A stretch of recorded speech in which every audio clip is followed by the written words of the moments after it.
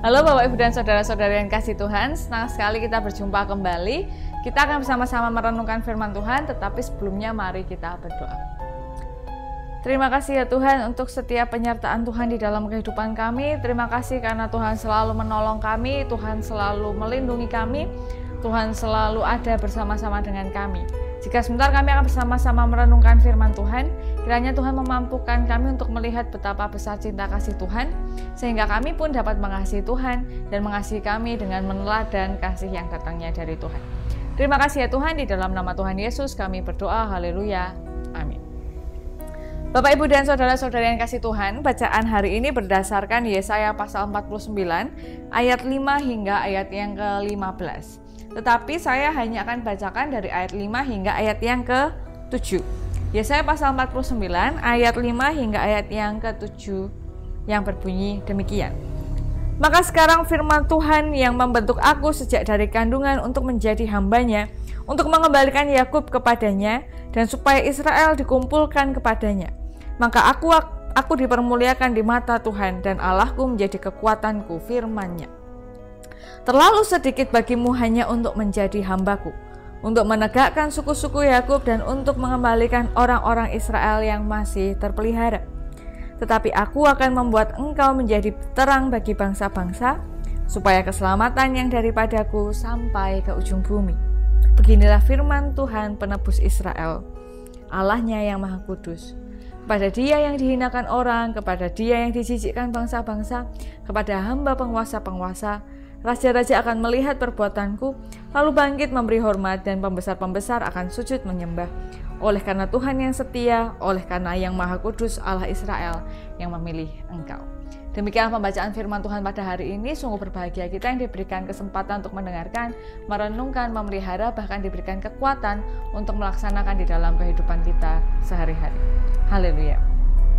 Bapak, Ibu, dan saudara-saudari yang dikasih Tuhan, seringkali manusia itu menilai Tuhan itu sesuai dengan tolok ukur manusia. Kita sudah sering membahas seperti itu ya. Jadi seringkali kita ini menafsirkan Tuhan itu mirip seperti gambaran manusia. Kenapa? Ya karena kita ini terbatas. Karena manusia terbatas, jadi gambarannya tentang Tuhan juga sangat terbatas. Jadi kalau karena kita mikirnya ya Tuhan itu kayak manusia begitu, tapi lebih gede, berkuasa dan lain-lain. Dan kita kan selalu menggambarkan Tuhan itu seperti yang ada di sekitar kita sehari-hari begitu. Nah, begitu juga dengan sifat Tuhan. Seringkali sifat Tuhan itu digambarkan seperti selayaknya manusia. Jadi kalau menurut manusia yang baik adalah A, B, C, D, E, maka Tuhan yang maha baik juga pasti akan melakukan A, B, C, D, E. Jadi tolok ukurnya selalu pemahaman manusia. Yang baik seperti apa, yang lebih baik seperti apa, yang buruk seperti apa. Nah itu yang dijadikan tolok ukur tentang sifat Tuhan, karakter Tuhan juga. Ya karena kita memang terbatas dan ya wajar. Tapi kan kita akan belajar setiap hari supaya kita mengenal Tuhan lebih dalam. Nah salah satunya adalah tentang eksklusivisme. Seringkali gitu di dalam kita membaca, kita melihat bahwa Tuhan itu kok tampaknya eksklusif gitu. Yang dikasihi, yang ditolong, yang diselamatkan kok hanya sebagian tertentu. Nah, tapi itu kan sebenarnya penafsiran dari beberapa ayat yang kemudian dijadikan sebagai dasar membaca seluruh Alkitab. Seakan-akan satu ayat itu mewakili keseluruhan Alkitab, padahal enggak. Ajaran itu berkembang loh Bapak Ibu. Maksudnya ketika kita membaca Kejadian sampai Wahyu, kita akan melihat perkembangan yang luar biasa. Nggak usah bahas sampai sekarang lah ya.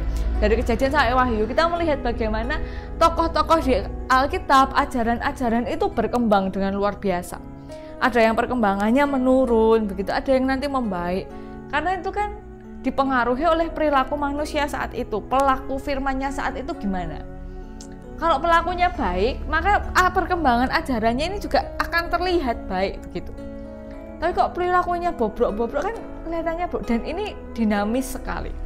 Jadi kita nggak bisa ambil satu ayat untuk mewakili bahwa ini ayat ini sangat menggambarkan keseluruhan isi Alkitab. Nah, kecuali memang seperti yang didasarkan oleh Tuhan Yesus ya, hukum utama dan terutama 1, 2 Bapak Ibu hafal. Nah itu kan memang itu isinya seluruh Taurat dan kitab para nabi begitu kan yang diajarkan Tuhan Yesus. Nah, bolehlah itu intinya orang Kristen adalah hukum kasih begitu. Tapi kan kita nggak bisa asal comot satu ayat lalu kita bilang oh Allah ini begini nih, Allah ini begitu, kan nggak bisa juga. Nah, hari ini kita akan melihat bagaimana kenyataannya bahwa Tuhan itu nggak eksklusif. Jadi buat Bapak, Ibu, dan saudara-saudari yang patah hati, mohon maaf nih, tapi memang Tuhan itu tidak eksklusif. Yang eksklusif adalah manusia. Coba Bapak Ibu bayangkan dan ingat kembali. Siapa yang menciptakan manusia? Yang menciptakan manusia adalah Tuhan. Dan semua manusia itu diciptakan oleh Tuhan. Nah, karena semua manusia yang diciptakan oleh Tuhan ini jatuh ke dalam dosa, lalu siapa yang mau diselamatkan? Ya tentu adalah semua manusia begitu. Itu kan ya itu logika pemahaman yang sederhana ya. Ya semua diciptakan, semua jatuh dalam dosa, ya semua diselamatkan begitu. Itu kan logika sederhana. Nah, di Yesaya 49 ayat 6 ini dituliskan, tetapi aku akan membuat engkau menjadi terang bagi bangsa-bangsa supaya keselamatan yang daripadaku sampai ke ujung bumi. Kita semua tahu bahwa Nabi Yesaya ini bernubuat di tengah bangsa Israel yang saat itu melakukan dosa dan kemudian harus menerima ganjaran hukumannya dengan menjadi bangsa buangan. Nah, nubuat-nubuat tentang menjadi bangsa buangan, nubuat-nubuat tentang penderitaan itu disampaikan, tetapi juga nubuat-nubuat tentang pengharapan, tentang janji-janji, tentang keselamatan yang akan diterima oleh bangsa Israel. Ini memang secara khusus Nabi Yesaya ini diperintahkan oleh Tuhan ke dalam berkarya di tengah bangsa Israel. Tetapi bukan berarti cinta kasih Tuhan hanya terbatas pada umat Israel. Kenyataannya adalah ketika Tuhan menyuruh Yesaya bernubuat tentang keselamatan yang mencangkup bangsa Israel, juga meliputi keselamatan yang akan dialami oleh seluruh orang sampai ke ujung bumi. Jadi karya keselamatan itu tidak pernah eksklusif. Tuhan Allah tidak pernah eksklusif. Jadi mohon maaf bagi Bapak Ibu yang sedih hatinya mendengar kenyataan ini, tapi ini benar di Alkitab ini ditulisnya supaya keselamatannya daripadaku sampai ke ujung bumi. Nggak ada klasifikasi atau golongan tertentu, tapi keselamatannya sampai ke ujung bumi. Nah, ini menjadi pengingat yang tegas bagi kita bahwa Tuhan itu mengasihi semuanya. Tidak pandang rupa, tidak pandang golongan, tidak pandang ras, tidak pandang gereja, dan tidak pandang agama. Persoalannya manusia seringkali membuat Tuhan tampak eksklusif. Karena dengan eksklusivisme itu kita merasa kita punya jaminan yang lebih, bahwa kita lebih baik. Ya saya lebih baik karena saya seorang Kristen, apalagi saya Kristennya GKJ. Ya kalau Kristen gereja lain ya beda lagi. Nah, itu dengan kita yang eksklusif, kita berharap Tuhan juga eksklusif. Padahal enggak, cinta Tuhan, cinta kasih Tuhan datang kepada semua orang, datang kepada semua yang berdosa. Tapi kan nanti persoalannya mau nggak menerima keselamatan, kan begitu. Nanti memang keputusannya juga di tangan manusia mau menerima keselamatan dari Tuhan atau enggak. Tapi Tuhan ini memberikan keselamatan bagi semuanya. Dan kalimat ini dikutip, ayat 6 ini dikutip oleh Simeon di dalam Lukas pasal 2 ayat yang ke-32.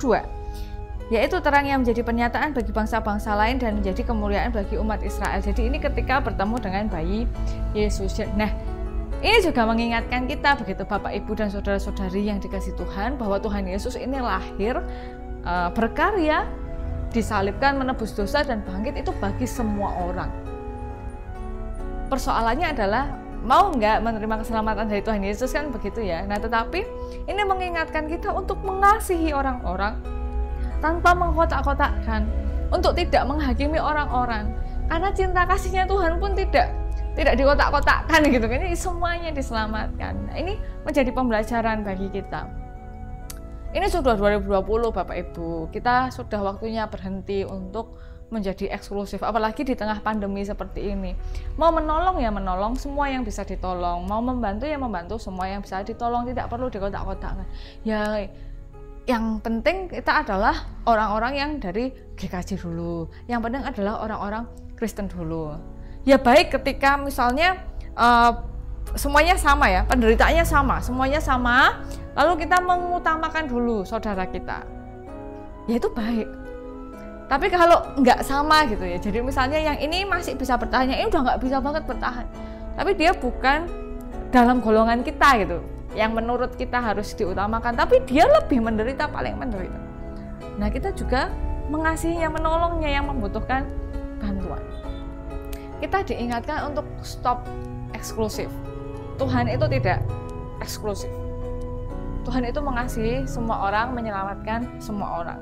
Nanti yang memang hasilnya gimana kan juga manusia mau nggak diselamatkan kan begitu ya. Ya kalau nggak mau kan ya nggak dipaksa. Nah, jadi Bapak Ibu dan saudara-saudara yang kasih Tuhan, kita ini murid Tuhan Yesus. Kita ini diajari untuk mengasihi sama manusia seperti dirimu sendiri. Dan juga di hukum, di ajarannya lain juga, kasihlah musuhmu, doakanlah mereka yang membencimu, dan karena Tuhan menerbitkan matahari juga bagi orang baik, orang yang jahat, menurunkan hujan juga bagi orang yang baik dan orang yang jahat, dan lain-lain. Nah, mari yuk stop eksklusif. Kita benar-benar belajar buat nggak eksklusif. Nah, di tengah pandemi seperti ini, benar-benar kita diajari bagaimana untuk saling membantu, saling menolong, tanpa melihat latar belakang orang lain, karena Tuhan itu menyelamatkan semua orang. Dan mari meneladani Tuhan Yesus dalam hal mengasihi. Stop melihat latar belakang, stop melihat kesamaan saja, tapi fokus pada orangnya. Orang ini membutuhkan bantuan dan kita bisa menolong, mari kita menolong.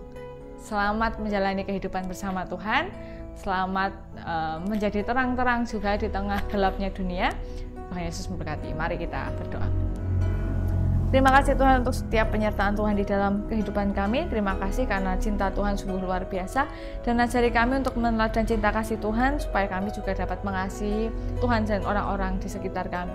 Dan kiranya Tuhan memberikan kami hikmat kebijaksanaan supaya kami dapat mengenal Tuhan lebih dalam lagi, supaya kami dapat melakukan kehendak Tuhan sebaik-baiknya.